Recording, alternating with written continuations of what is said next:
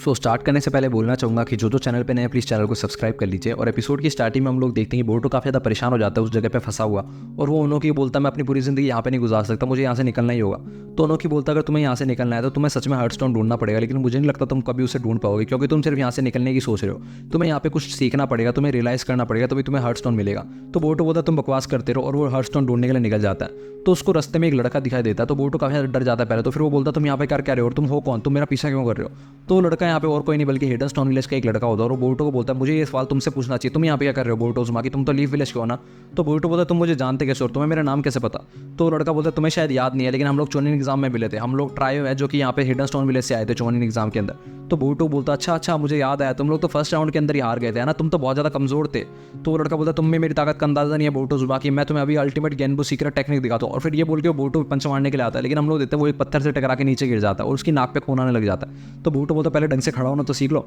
तो लड़का बोलता अच्छा तो तुमने पहले से ट्रैप बिछा रखा था मेरे लिए रॉक्स का, मैं तुम्हारे जाल में फंस गया लेकिन दोबारा नहीं फंसूंगा। तभी वहाँ पे ओनो किया जाता है और बोर्टो को बोलता बोर्टो तुमने लकड़ी इकट्ठी नहीं करी। तो वो लड़का ओनोकी को देख के उसके नीचे झुक जाता है और बोलता लॉर्ड सुचिकागे आप यहाँ पे क्या कर रहे हैं। तो बोर्टो बोलता है ये ओल्ड मैन ओनोकी तो है, तुम्हें इस तरह झुकने की क्या जरूरत है। तो बोर्टो बोलता है तुम्हें पता नहीं है लेजेंड से कैसे बात करी जाती है, हमारे हिडन स्टोन विलेज की लेजेंड है। तो वो ओनोकी से बोलता है ओनोकी सर मैं सेकी हूँ और मैं यहाँ पे गेनबो शिनोबी ट्रोयो का मेंबर हूँ, मैं यहाँ पे ट्रेनिंग करने के लिए आया हूँ। तो ओनोकी बोलता है लेकिन तुम इतनी रात को अकेले यहाँ पे क्या कर रहे हो, तुम्हें अकेले ट्रेनिंग करने के लिए नहीं आना चाहिए था। तो बोलता है दरअसल मैं यहाँ पे अकेला हार्टस्टोन को ढूंढने के लिए आया हूँ, क्योंकि मेरी दादी ने मुझे बोला था कि मुझे हार्टस्टोन ढूंढना है, इसलिए मैं यहाँ पे आया हूँ। तो यहाँ पे हम लोग देखते हैं उस लड़के का पेट में दर्द होने लग जाता है, उसको काफ़ी ज़्यादा भूख लगी होती है, तो उसके पेट से गुड़ू गुड़ू की आवाज़ आने लगती है। तो बोर्टो बोलता है अच्छा तो तुम 3 दिनों से यहाँ पे बिना खाने पानी के रुके हुए हो। तो लड़का बोलता है दरअसल मैं पानी और खाना लेके तो आया था, लेकिन मैं बहुत ज़्यादा एक्साइटेड था कि मैं हार्टस्टोन को ढूंढ ही लूँगा, और इस चक्कर में मैंने पहले दिन ही सब कुछ खा लिया। तो वो सुचिकागे से बोलता है लेकिन थर्ड सुचिकागे आप यहाँ पे क्या कर रहे हैं, आप इस बोर्टो के साथ में क्या कर रहे हैं। तो बोर्टो बोलता है ये तुम्हें नहीं बताएंगे, मैं तुम्हें बताता हूँ, जिसकी तुम इतनी ज़्यादा रिस्पेक्ट करते हो ना वो ओल्ड मैन, उसने मेरे दोस्तों को। तो वो लड़का बात बीच में काट देता है और बोलता है अच्छा थर्ड सुचिकागे ने तुम्हारे दोस्तों को बचाया है, मुझे यही उम्मीद थी लेजेंड से।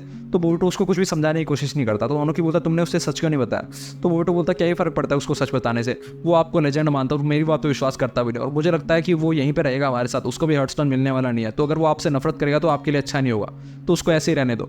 तो ओनोकी उस लड़के के पास में जाता है और बोलता है सेकी बोर्टो तुम्हारी हेल्प करेगा हार्टस्टोन ढूंढने के अंदर।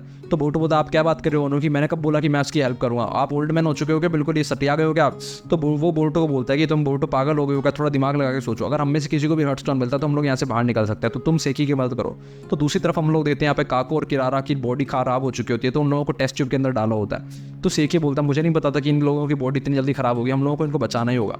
तो मीस्की बोलता है डॉक्टर ने बोला था अगर वो मेरे हार्ट का क्लोन बना पाए तो शायद वो सब लोगों को बचा सकते हैं, लेकिन मेरे हार्ट का क्लोन बनाने के लिए उनको कर्स मार्क को हल करना होगा, उसमें काफ़ी ज़्यादा टाइम लग रहा है, लेकिन एक बार वो सही हो जाए तो वो क्लोन बना सकते हैं। तो दूसरी तरफ हम लोग देखते हैं डॉक्टर कू के पास में आता है और बोलता है कि हम लोग मीस्की के हार्ट का क्लोन बना सकते हैं, लेकिन कोई दिक्कत आ रही है। तो बोलता है क्या दिक्कत आ रही है, तुम मुझे जल्दी बताओ, मैं सारी दिक्कतें सॉल्व कर सकता हूँ। तो डॉक्टर बताता है कि हम लोगों को एक इंसान का हार्ट चाहिए एक क्लोन बनाने के लिए एक हार्ट का, इसलिए तुम सब लोगों के लिए हम लोगों को एक इंसान का हार्ट चाहिए। तो कू बोलता है मतलब हम सब लोगों को सीखे वगैरह को बचाने के लिए 5 इंसानों के हार्ट चाहिए, लेकिन हम लोग इंसानों को मार नहीं सकते, उन लोगों के दिल नहीं चुरा सकते, क्योंकि मास्टर फिर बहुत ज़्यादा नाराज होंगे, मास्टर ने हम लोगों को इसलिए बनाया था कि हम लोग इंसानों को बचाएं। तो डॉक्टर बोलता है अगर तुम लोग ही जिंदा नहीं बचाओगे तुम लोग इंसानों को बचाओगे कैसे। तो कू बोलता है फिर हम लोगों को एक काम करना होगा, हम लोग हिडन स्टोन विलेज के लोगों को नुकसान नहीं पहुंचा सकते, हम लोगों को वो जो लीफ विलेज से लोग हैं उन लोगों पे हमला करना होगा। तो दूसरी तरफ हम लोग देखते हैं कि आकाशसूची के पीछे बहुत सारे आकुतो पड़े होते हैं, और आकाशसूची जैसे जैसे करके भाग के लीफ विलेज जाना चाहता था ताकि वो नारुतो को सब कुछ बता दे।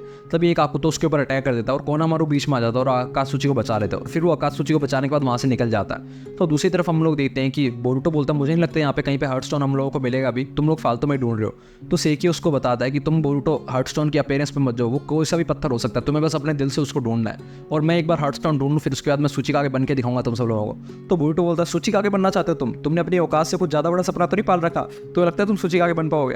तो लड़का गुस्से में आता है और बोलता बोर्टो तुम्हें मुझे अपनी अल्टीमेट टेक्निक दिखानी पड़ेगी, तुम ज़्यादा बोल रहे हो। और फिर वो बोर्टो पे दोबारा पंच मारने की कोशिश करता है, लेकिन इस बार भी उसका पंच जो होता है वो बोर्टो पर नहीं लगता बल्कि एक पत्थर की चट्टान पे लग जाता है। तो वो लड़का बोलता है अच्छा तो तुमने पहले से ट्रैप बना रखा था, मेरी आंखों में अंदर तुमने धूल झोंक दी ताकि तुम्हारे ऊपर निशान ना लगे।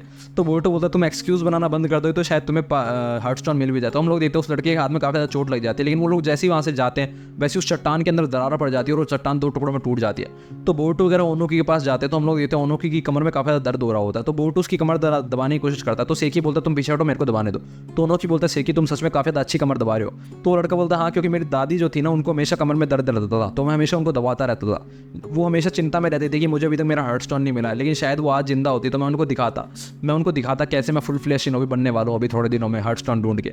तो वो ओनो की खड़ा होता है, बोलता है तुम चिंता मत करो, तुमने मेरी काफ़ी ज़्यादा अच्छी कमर दबाई है, मुझे पक्का विश्वास है कि तुम्हें हार्टस्टोन जरूर मिल जाएगा।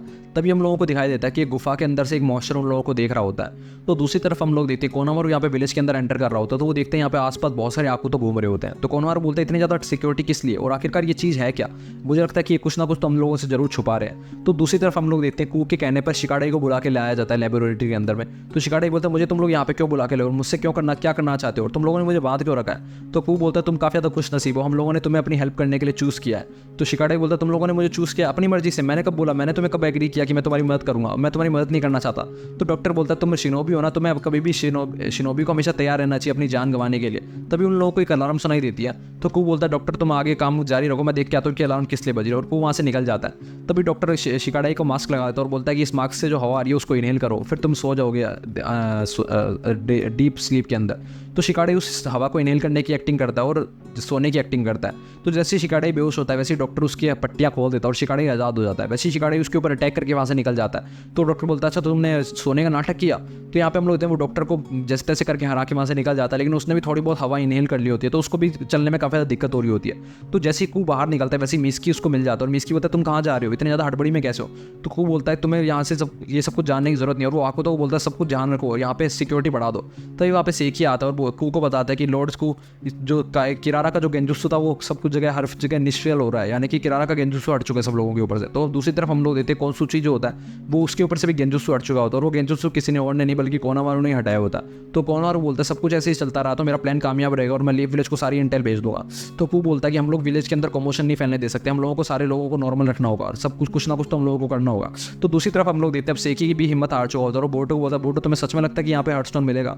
तो बोटो बोलता है तुम हिम्मत कैसे हार सकते हो, तुम अपनी ग्रैनी को क्या शक्ल दिखाओगे हेवन के अंदर जाके। तो यहाँ पे लॉर्ड सुचिका आगे आता है और बोलता है तुम लोग अपनी आंखों से मत ढूंढो, तुम अपने दिल से हार्टस्टोन को ढूंढो, तुम्हें पता है सबसे इंपॉर्टेंट चीज़ क्या होती है।